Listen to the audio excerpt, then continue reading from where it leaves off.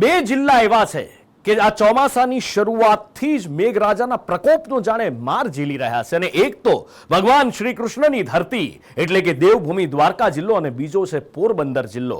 અને આમ પણ પોરબંદરના ઘેડના નસીબમાં તો જાણે કુદરતે જ મુસીબતો લખીને આપી દીધી છે.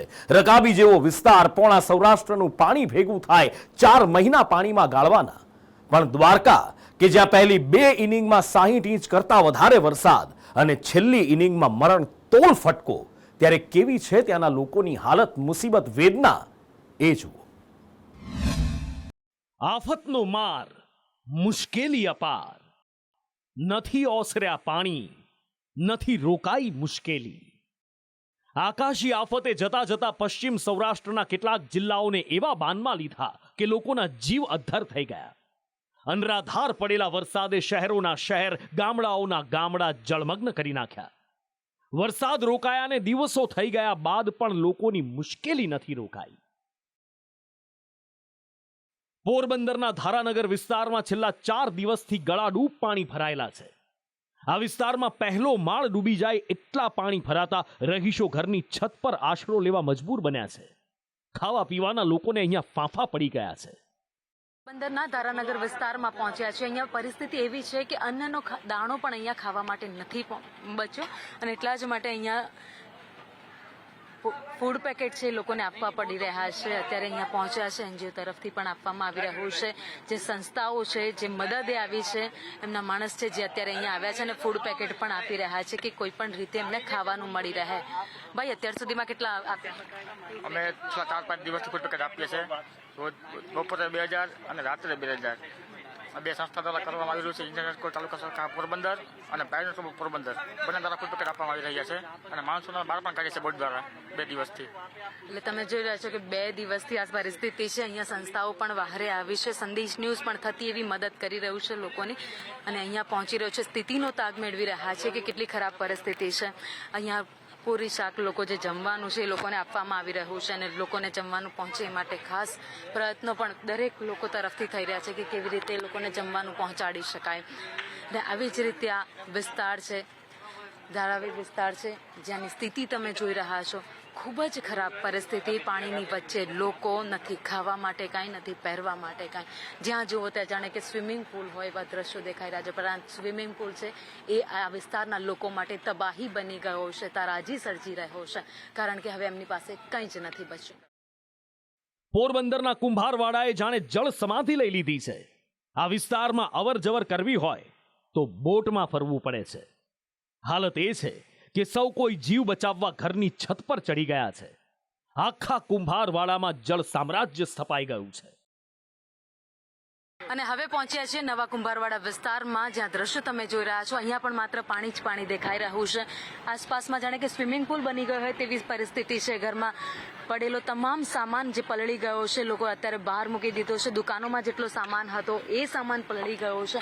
અહીંયા ફાયરની બોટ દ્વારા અમે લોકો પહોંચ્યા છીએ, કારણ કે અહીંયા ચાલીને અવાય એવી કોઈ જ પરિસ્થિતિ નહોતી. અને અહીંયાથી જેમ જેમ રસ્તા ઉપર આગળ વધી રહ્યા છે તેમ તેમ દેખાઈ રહ્યું છે કે પાણી સતત વધી રહ્યા છે. પાણી ક્યાંય ઓછા થાય એવી પરિસ્થિતિ નથી દેખાઈ રહી ને એના જ કારણે મુશ્કેલી વેઠવાનો વારો અત્યારે લોકોને આવ્યો છે. જ્યાં અત્યારે ઉપર લોકો દેખાઈ રહ્યા છે, ઘરમાં નીચે બેસાય એવું નથી, ખાવાનું કોઈ વસ્તુ નથી, પરંતુ અત્યારે સહારો એ લોકોએ લીધો છે. ધાબા ઉપર જઈને બેઠા છે. જે આખો પરિવાર છે જે અત્યારે ધાબા ઉપર છે. પરિવારના તમામ સભ્યો છે, જેમાં નાના બાળકો પણ છે, મહિલાઓ છે, પુરુષો છે, બધા જ છે. કામ ધંધા બંધ થઈ ગયા છે, ધંધા રોજગાર બંધ છે, શાળા કોલેજો બંધ છે. તો ઘરનો આખો પરિવાર છે અત્યારે ધાબા પર બેઠો છે, કારણ કે કરવું તો શું કરવું, કારણ કે નીચે જ્યાં જાઓ ત્યાં પાણી જ પાણી દેખાઈ રહ્યું છે અને આ પાણીની વચ્ચે રહેવા માટે આ પરિવારના લોકો મજબૂર બન્યા છે. આ આખો વિસ્તાર છે જે અત્યારે પાણીમાં ગરકાવ થઈ ગયો છે. મેઘરાજાએ જે રીતે આફત વરસાવી હતી, તોફાની બેટિંગ કરી હતી, ત્યારબાદ સાંબેલાધાર વરસાદ જે રીતે વરસ્યો હતો એ વરસાદી પાણી જે આખા વિસ્તારમાં ફરી વળ્યા છે. વરસાદી પાણી ફરી વળતા તમામ વસ્તુઓ જ્યાં જુઓ ત્યાં પાણીની વચ્ચે તરતી દેખાઈ રહી છે. તબાહીના દ્રશ્યો છે જે પોરબંદરના કેટલાક વિસ્તારમાં જોવા મળી રહ્યા છે. તબાહી જ્યાં જુઓ ત્યાં માત્ર પાણી જ પાણી દેખાઈ રહ્યું છે. ઘર હોય, દુકાનો હોય આ બધું જ પાણીમાં ગરકાવ થઈ ગયું છે. રસ્તા ઉપર જેટલી વસ્તુઓ હતી, જે નાના ગલ્લાઓ હતા, નાની લારીઓ જે ઊભી હતી, એ બધી જ અત્યારે પાણીની અંદર જતી રહી છે. આગળ બોટ લઈને જઈ રહ્યા છે ત્યારે પણ ધ્યાન રાખવું પડી રહ્યું છે, કારણ કે આસપાસ નીચે જુઓ તો ક્યાંક વાહનો છે, ક્યાંક જુઓ તો લારીઓ પડી છે, એટલા માટે ખાસ ધ્યાનથી પણ અહીંયા બોટ લઈને જવું પડી રહ્યું છે અને આ પરિસ્થિતિ અત્યારે આ વિસ્તારોની જોવા મળી રહી છે. હવે રાહ લોકો જોઈ રહ્યા છે કે ક્યારે આ પાણી ઉતરી જાય અને અહીંયાની સ્થિતિ જેમ રાબેતા મુજબ પહેલા હતી એ પ્રમાણે થઈ જાય. જળબંબાકારના કારણે લોકોની હાલત કફોડી બની છે. પૂરના પાણી ઘરનો બધો જ સામાન તાણી ગયા છે. ખાવા માટે દાણો નથી અને 4 દિવસથી જ્યાં જુઓ ત્યાં પાણી જ પાણી દેખાઈ રહ્યું છે, પણ તેમ છતાં પીવા માટે ટીપુય પાણી નથી. અમે 3 દિવસ થયા. 3 દિવસ હાથમ ને દી આવ્યું એ 3-4 દી થયા હજી ત્યાં ફસાયા અંદર. ઘરમાં કેટલા પાણી છે? ઘરમાં હે એટલે પાણી. ખાવા મળે કઈ? ખાવા તો ટાણે લઈ આવ્યા હતા અમે નીકળીને એટલે નીકળી જાય પણ કોઈ બાયું નથી નીકળતી.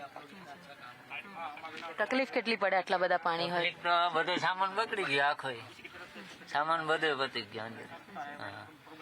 આખા વિસ્તારમાં આટલા પાણી છે? આખા વિસ્તારમાં આખું છે ને વિસ્તાર એની અંદર આખામાં પાણી બધાને સામાન બગડ્યું. અને સૌથી ખરાબ હાલત તો ઘેડ પંથકની છે. ઘેડ વિસ્તારે અફાટ દરિયાનું સ્વરૂપ ધારણ કરી લીધું છે. જ્યાં પહેલા ખેતરો હતા ત્યાં અત્યારે દરિયો ઘૂઘવતો હોય એવું લાગી રહ્યું છે. પાણી ભરાવાના કારણે ઘેડના અનેક ગામ સંપર્ક વિહોણા થયા છે. ઘેડના રતનપર ગામમાં શોધે જમીન જડતી નથી. ધોધમાર જે વરસાદ વરસ્યો ત્યારબાદ હવે તારાજીના દ્રશ્યો સામે આવી રહ્યા છે.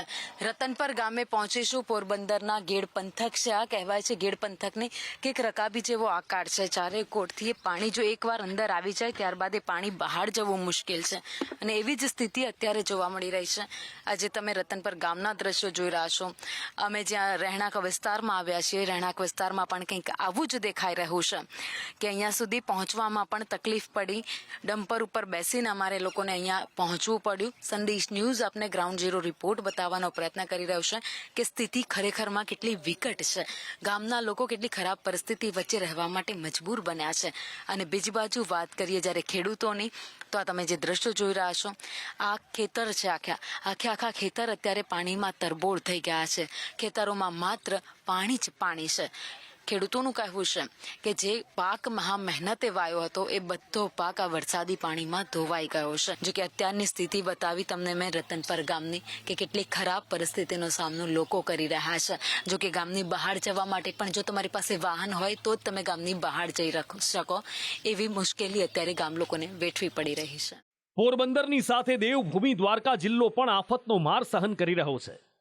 ભાણવડના વસંતનગરમાં 3 દિવસ બાદ પણ વરસાદી પાણી ન ઓસરતા લોકો હેરાન પરેશાન થઈ ગયા છે. પાલિકામાં ઘણી વખત રજૂઆત અને અરજી કરેલી છે પણ અમારું કોઈ સાંભળતું નથી. અત્યારે અમારા બાળકોને સ્કૂલે જવું છે તો અમે ઘરેથી કોઈ મૂકવા જઈ શકતા નથી અને અમારે બૈરાઓને દહીંણા, શાકભાજી, કરિયાણું જે કાંઈ લેવા જવું હોય અમારા પાણીનો સામનો કરીને નીકળવું પડે છે અને અમારા બાળકો બીમાર છે. અમે હોસ્પિટલે પણ કોઈ લઈ જઈ શકતા નથી અને ઘણી વખત આમાં ગાડીઓ પણ સ્લીપ થઈ અને પડે છે. જળતાંડવ વચ્ચે કેટલાક વિસ્તારોમાં વીજળી ડૂલ થઈ જતા મુશ્કેલી બેવડાઈ ગઈ છે. દિવસનો સમય તો નીકળી જાય પણ રાત પડે એટલે અંધારું મુશ્કેલીમાં મૂકી દે છે. તંત્રની પ્રાથમિકતા છે કે ગામડાઓમાંથી અંધારપટ દૂર થાય. જામખંભાળિયાના ગ્રામ્ય વિસ્તારમાં પાણી વચ્ચે કામ કરતા વીજ કર્મચારીઓનો વિડીયો વાયરલ થયો છે, જેમાં એ પૂરના પાણી વચ્ચે વીજ પુરવઠો પૂર્વવત કરવા થાંભલે ચડીને કામ કરી રહ્યા છે. આકાશી આફતે સૌરાષ્ટ્રના પશ્ચિમના જિલ્લાઓને ધમરોળતા હાલ બેહાલ બન્યા છે. જ્યાં જુઓ ત્યાં મુશ્કેલીઓનો માર અને પારાવાર નુકસાની દેખાઈ રહી છે. લોકો રોજ વિચારે છે કે આ જળ સામ્રાજ્યમાંથી આજે છુટકારો મળે, કાલે છુટકારો મળે, પણ આ આફત એમનો પીછો જ નથી છોડતી. બ્યુરો રિપોર્ટ, સંદેશ ન્યૂઝ.